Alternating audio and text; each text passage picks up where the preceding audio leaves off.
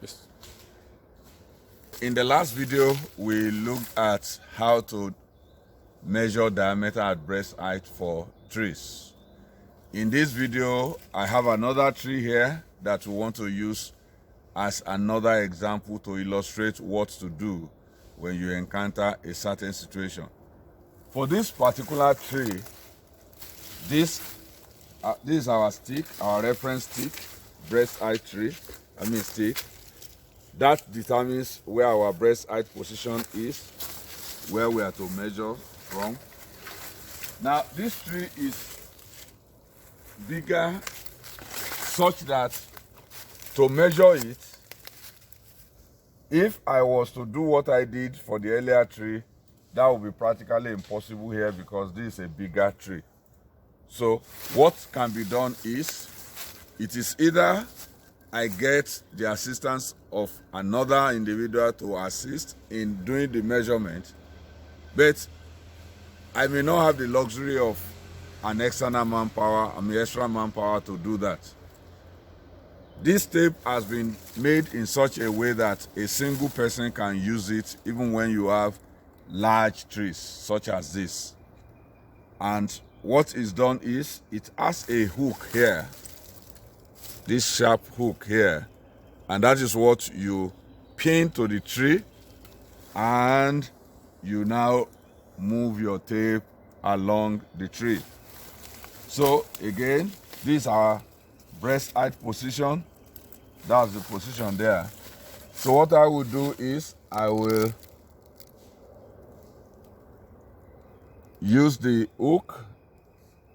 So it's okay. I'll just stick it to the tree. And from there, I will now move around, as you can see, making sure that I am perpendicular to the tree axis.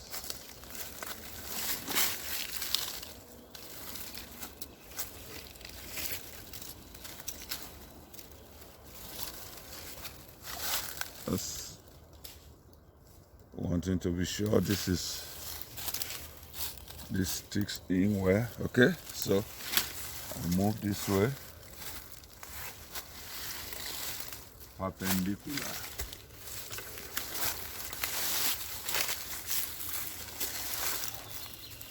Now, as you can see, I have encountered a knob here.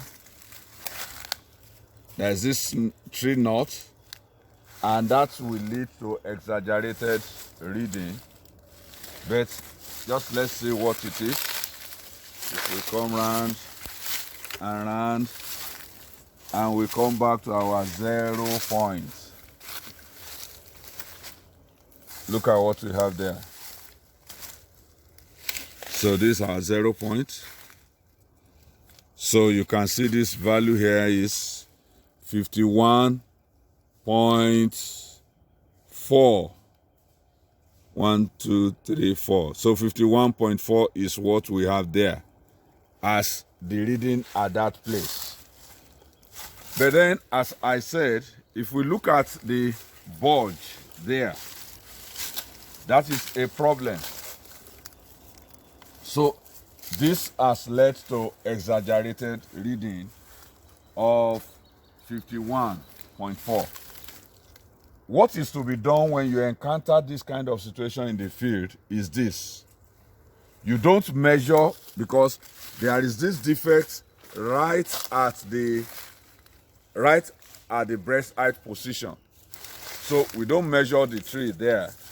Instead, what we do is, you go below the breast height, position, area where there is no defect, measure diameter there, come above area where there is defect, measure diameter there, then you can find the average.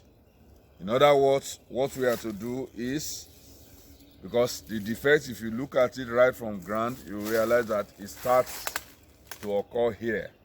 So we go below it. Right here is below where we have the defect. So we measure around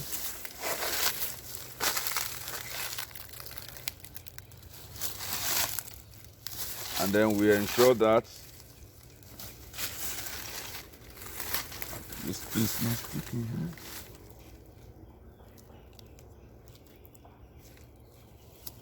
here. Yeah.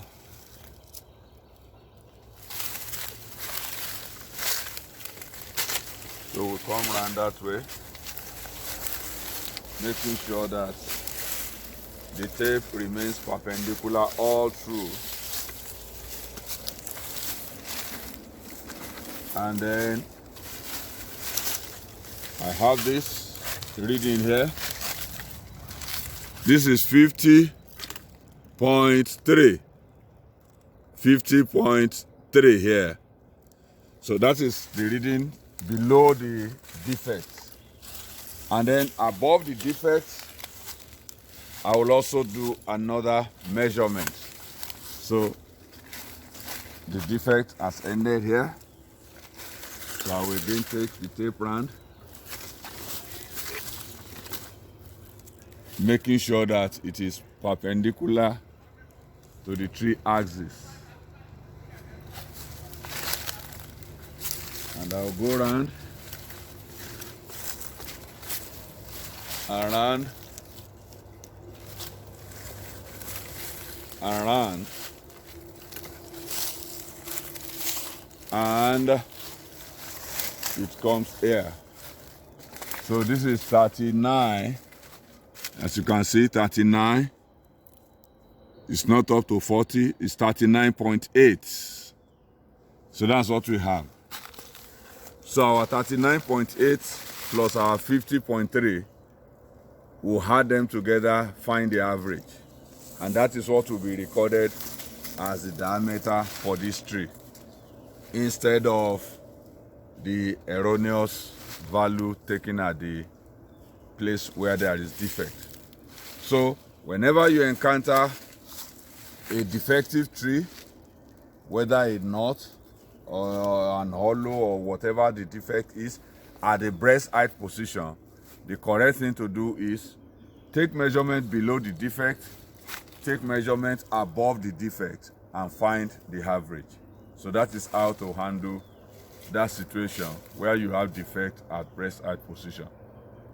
In the next video, we'll be talking of another situation we may encounter in the field. See you then.